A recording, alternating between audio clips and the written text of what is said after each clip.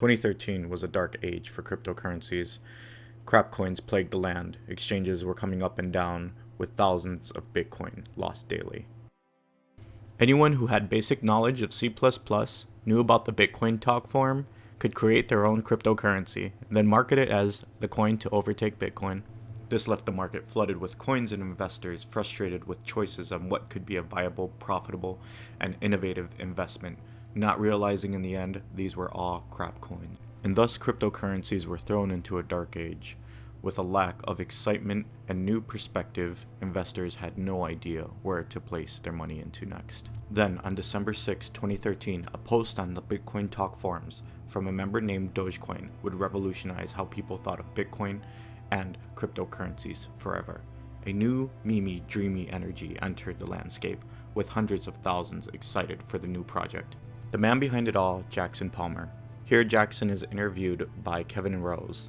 Jackson founded the coin with software developer Billy Marcus, who later established the Dogecoin Foundation. The Dogecoin Foundation would later run a variety of charities and changes to the Dogecoin source code. Here's Jackson's story on how Dogecoin got started. Heaps of people were kind of like, that's a really cool idea, you should make a thing of it. So one day I sat down at home with a beer and I just sat there, I bought Dogecoin.com, that's a bit funny.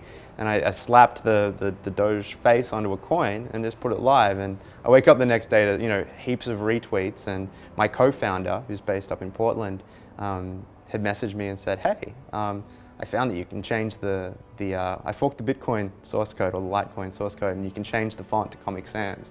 I'm like, ooh, okay, we got to do this. Like, that's hilarious. Dogecoin also introduced Felician, which was the concept of introducing 6 billion new coins per year to the Dogecoin market. This made people a little bit skeptical on whether or not Dogecoin was a long-term profitable investment. Despite Felician, the miners were flowing in. Dogecoin brought an approachable face to cryptocurrencies. Dogecoin was not founded in the libertarian beliefs Bitcoin was, and it was definitely more fun than Litecoin. So new miners were also introduced to the market via the Dogecoin forums and subreddit. New miners definitely showed this change with a change in the hash rate and the steep market price of graphics cards increasing steadily as demand for new miners increased as well. And so Dogecoin was building itself to be a viable long-term cryptocurrency. The Dogecoin community realized a couple of things to keep Dogecoin and the community growing. The subreddit was easily approachable with members, welcoming new members and noobs to mine. This type of support wasn't seen in other sub-communities. Bitcoiners had Asics at the time, which were chips sold at high prices to break into the Bitcoin market. This made things difficult and not easily configurable for newbies coming into cryptocurrency. Dogecoin members, on the other hand, welcomed each other and supported their tip pod. With the Dogecoin community growing, the Dogecoin Foundation also grew, and the marketing stunts would land them within national headlines for charitable events.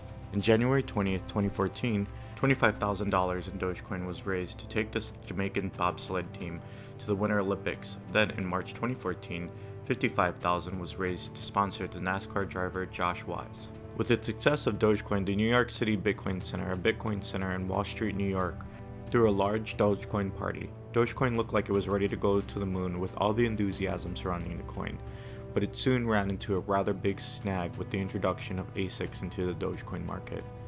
Asics are a single-purpose chip specifically designed to mine a specific currency.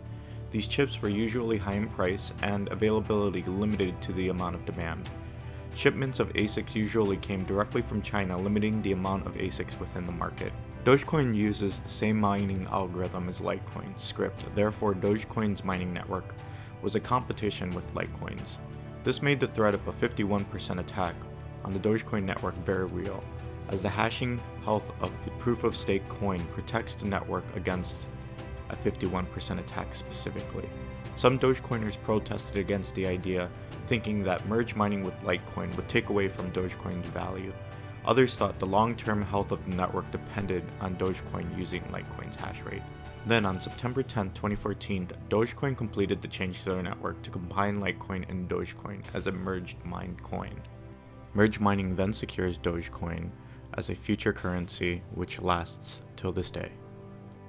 Today, Dogecoin is traded on a number of exchanges, including Robinhood.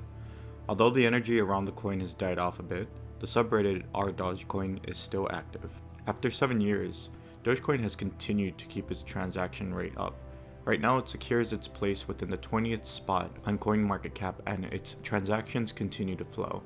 The r/Dogecoin subcommunity has still existed, and although the Dogecoin Foundation still exists today, there hasn't been any projects from Jackson Polmore or any other of the founding members as of yet. So with a long rich history behind Dogecoin, I believe that Dogecoin does have the potential to go to the moon. However, there are a number of innovations that should happen to the Dogecoin network before it reaches that. Just like with merge mining, it seems like the landscape today is changing. The decision long ago to merge mine with Litecoin has kept the network secure, and Dogecoin has persisted to this day.